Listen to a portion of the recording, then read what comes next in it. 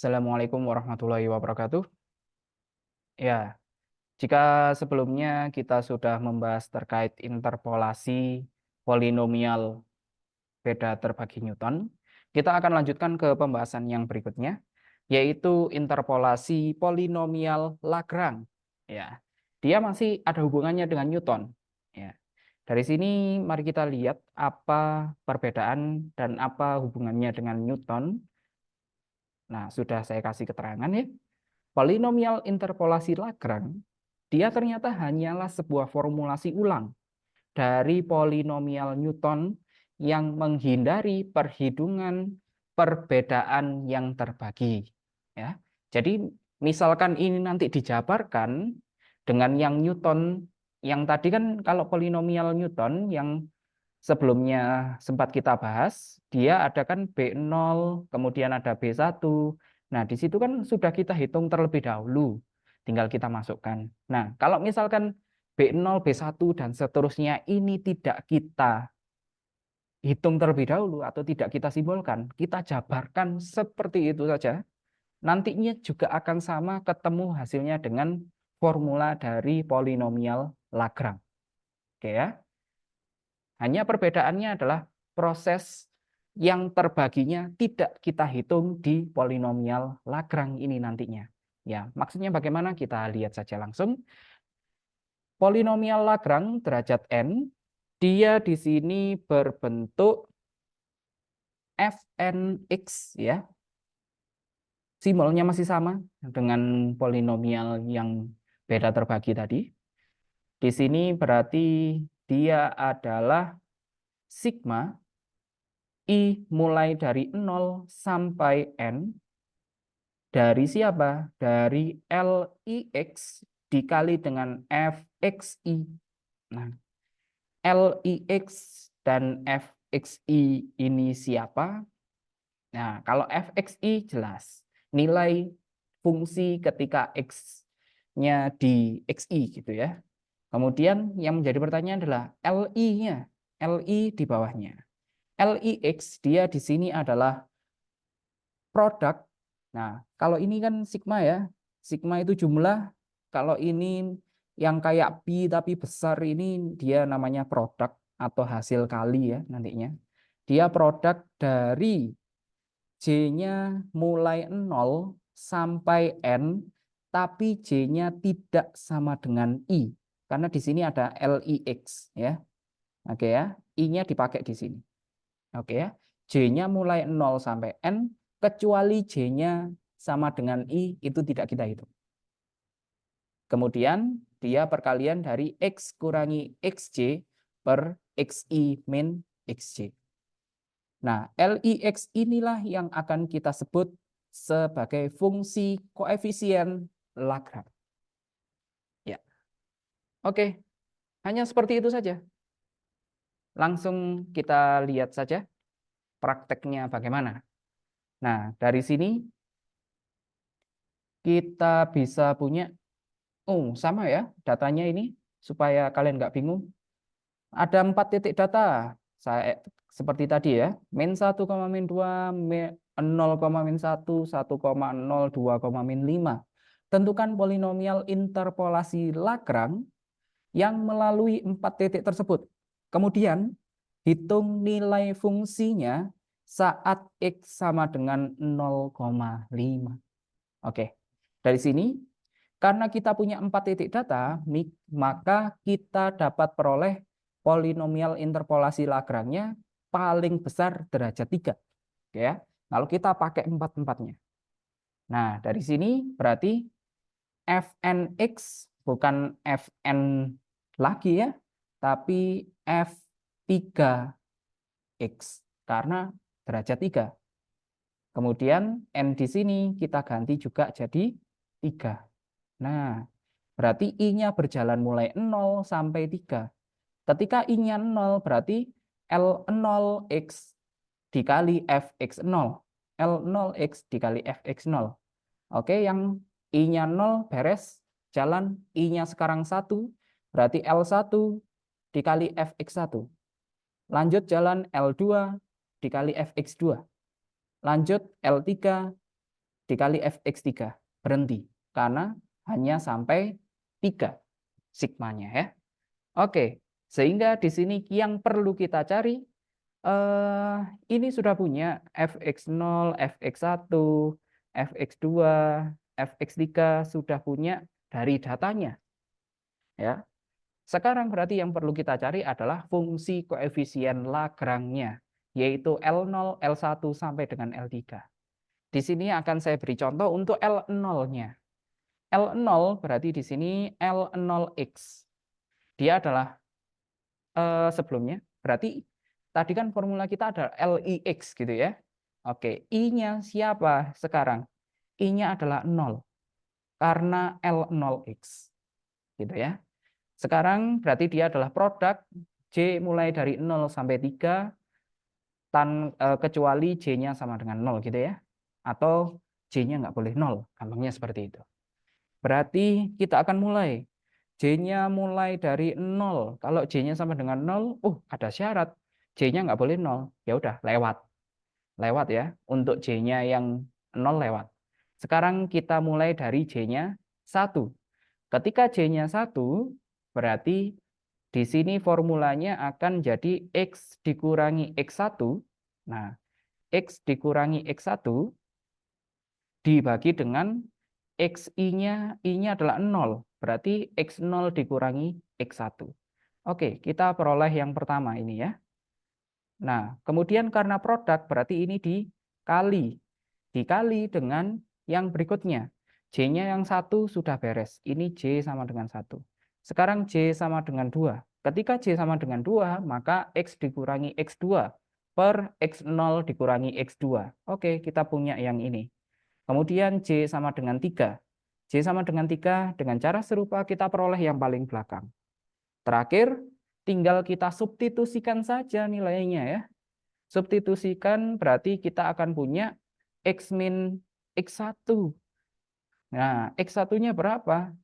X1-nya adalah, nah supaya mungkin bagi yang masih bingung, berarti di sini adalah X0, ini X1, ini X2, ini X3. Ya, membantu saja ya. Berarti dia akan menjadi X min X1, yaitu 0 ya, per X0. X0-nya adalah min 1, dikurangi X1. X1-nya adalah 0, dikali. Nah, dikalinya dikurung ya, biar kelihatan. Kemudian X min X2. X2-nya adalah 1, kemudian dibagi.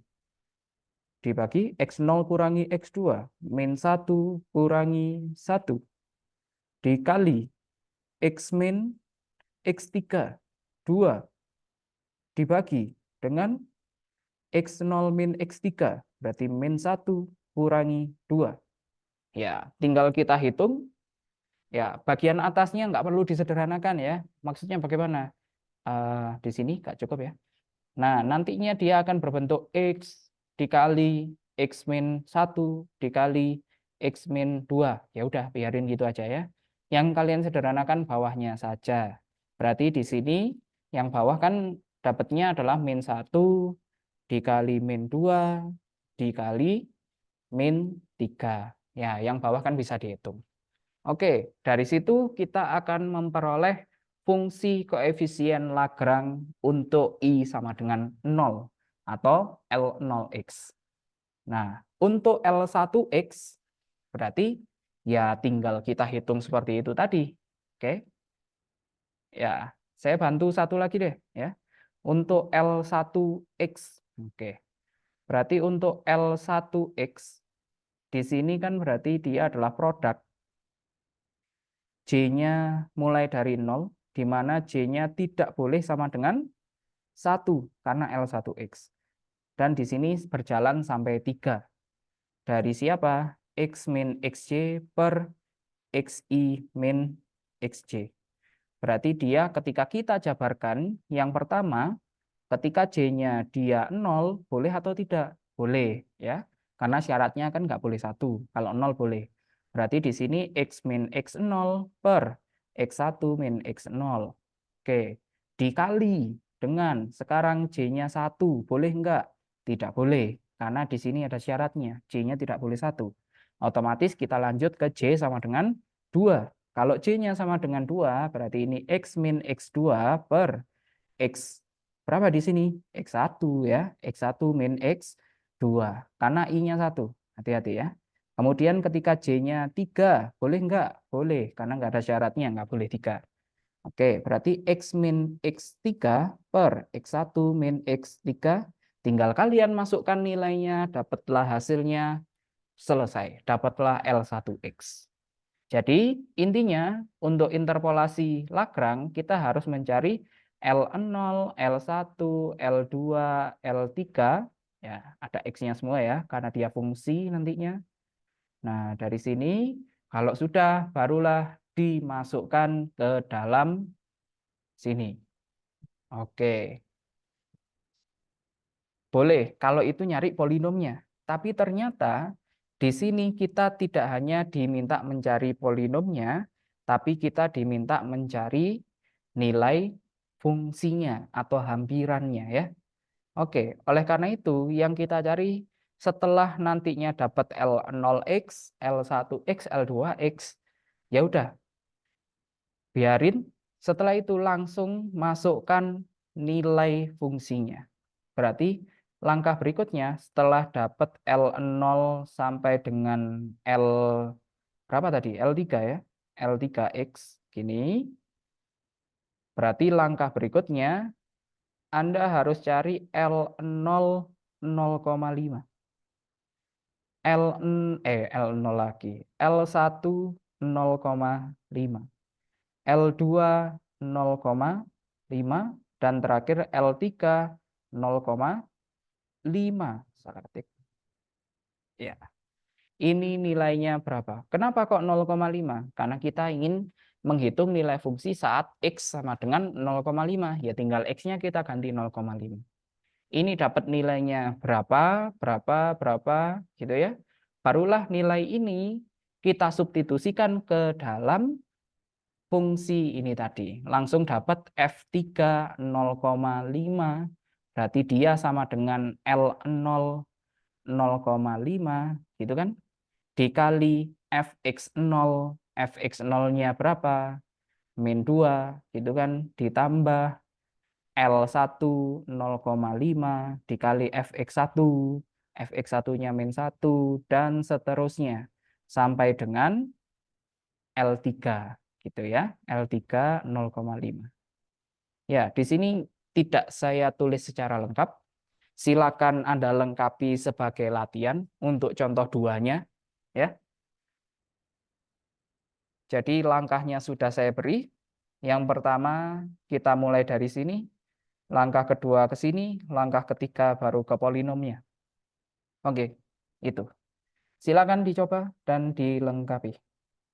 Saya akan lanjutkan ke contoh berikutnya saja. Contoh 3. Nah, di sini yang sudah ada ceritanya dikit-dikit lah ya. Berikut data viskositas suatu zat cair X terhadap suhu. Oke, kita punya viskositas terhadap suhu. Suhunya di sini yang atas ya, temperaturnya pakai satuannya Celcius, kemudian viskositas mu, dia satuannya adalah 10 pangkat min 3 Newton per meter persegi. Lanjut. Di sini berarti ketika suhunya 0 derajat, viskositasnya 1,8. Ketika suhunya 20 derajat, viskositasnya 1,4 dan seterusnya sampai dengan T-nya 100 derajat, viskositasnya 0,5. Pertanyaannya, estimasi nilai viskositas cairan X. Oke. Pada suhu kamar 25 derajat Celcius menggunakan interpolasi Lagrange orde kedua. Oke ya. Nah, di sini ketika yang tadi kita bahas, di sini ada berapa data kita? Ada 1, 2, 3, 4, 5, 6. Ketika kita banyaknya data ada 6, otomatis kita bisa membuat polinomialnya atau interpolasi polinomialnya berderajat 5. Oke ya, ini maksimal. Oke. Tapi terkadang kita nggak perlu buat yang 5 juga, boleh. Ya. Untuk yang awal seperti ini, pada proses pembelajaran, saya mengutamakan selama Anda memahami algoritmanya, cara berpikirnya, saya rasa nggak perlu sampai 5 pun nggak masalah, gitu ya. Makanya di sini misalkan sebagai contoh, kita hitung interpolasi Lagrange orde kedua. Tapi ketika kita menurunkannya menjadi orde 2 berarti kita memerlukan berapa titik? Kita memerlukan 3 titik saja. 3 titik mana yang harus kita gunakan di sini? Nah, itu yang menjadi pertanyaan. Jangan sampai kita menggunakan yang ini, 3 titiknya. Kenapa? Karena sesuai dengan interpolasi polinomial tadi, tujuannya adalah kita mencari nilai X di antara data yang kita miliki. Kalau misalkan kita pakai 3 data yang akhir, X-nya kan 60, 80, 100. Ya kan? Apakah tujuan kita ada di sana? Tujuan kita kan 25 derajat. Nggak ada ya. Maka dari itu, ini adalah hampiran yang buruk nantinya ketika kita gunakan. Maka kita lebih baik menggunakan yang mendekati 25. Pilihannya ada 2, yaitu yang pertama adalah 0, 20, 40, ataukah 20, 40, 60. Mana yang lebih baik? Jawabannya ya cukup jelas ya. Bagi saya akan lebih baik yang 0, 20, 40. Kenapa? Karena 25 itu mendekati 20. Maka 20-nya akan lebih bagus kalau berada di tengah. Oke. Logikanya kurang lebih seperti itu yang bisa saya sampaikan ya. Oke. Kita lanjut. Kita sudah punya fokus kita sekarang ada di 0, 20, 40. Ya, berarti kita akan punya ini X0, ini X1, ini X2. Ini fx1, salah, ini fx0, ini fx1, dan ini adalah fx2. Nah, dari sini mari kita jabarkan, yaitu kita mulai dari menghitung fungsi koefisien Lagrange-nya terlebih dahulu, yaitu L0x. L0x dia adalah produk J mulai dari 0, di mana J nggak boleh 0 sampai dengan 2. Otomatis di sini kalau J-nya 0 nggak boleh ya. Kita akan mulai J-nya 1 sama J-nya 2, dapatlah seperti ini. Kemudian kita masukkan nilainya. X min X1, X1-nya 20. 0 kurangi 20 dikali X min X2, X min 40 per X0-nya 0 min 40. Oke, beres. Ya. L0 sudah ketemu. Kita lanjut. L1X. Nah, L1X berarti di sini dia adalah produk J-nya mulai 0 sampai 2, di mana J-nya nggak boleh 1. Oke, berarti ini J-nya 0, J-nya 1 nggak boleh, J-nya 2. Oke, dari sini berarti X min X0, X min 0, X1 min X0, 20 min 0, kemudian X min X2, X min 40 per 20 dikurangi 40 ya. Sudah dapat L1X. Kemudian L2X berarti J-nya mulai 0 sampai 2, di mana J-nya tidak boleh sama dengan 2. Berarti J-nya 0 sama J-nya 1. Oke, dapatlah seperti ini. Ya. Bagi yang bingung bisa sambil dilihat datanya itu tadi. Oke. Kemudian sesuai yang sudah saya sampaikan, ketika kita sudah punya fungsi koefisien Lagrange-nya, substitusikanlah nilai X yang kita inginkan. Di sini kan kita ingin menghitung ketika suhunya adalah 25 derajat ya. Berarti X-nya adalah 25. Sehingga kita harus mencari L025, L125, dan L225. Caranya tinggal kita substitusikan. Makanya saya bilang tadi jangan dijabarkan atau biarkan saja seperti itu malah ya. Baru terakhir kita hitung. Contohnya ada di sini. Berarti 2 L0, L0 di atas tadi ya, nggak kelihatan. Lebih enak yang bahas L1 aja. L1 25, di sini kan L1 ya. Nah, yang ini berarti 25 kurang 0 per 20 min 0. 25 kurangi 40 per 20 min 40. Kemudian silakan boleh menggunakan kalkulator untuk menghitung. Sehingga kita bisa memperoleh hasilnya 0,9375. Oke. Selanjutnya L2. L2 25. Berarti kita substitusikan 25 kurang 0 per 40 min 0 dikali 25 kurang 20 per 40 min 20. Sehingga hasilnya nantinya kita peroleh 0,15625.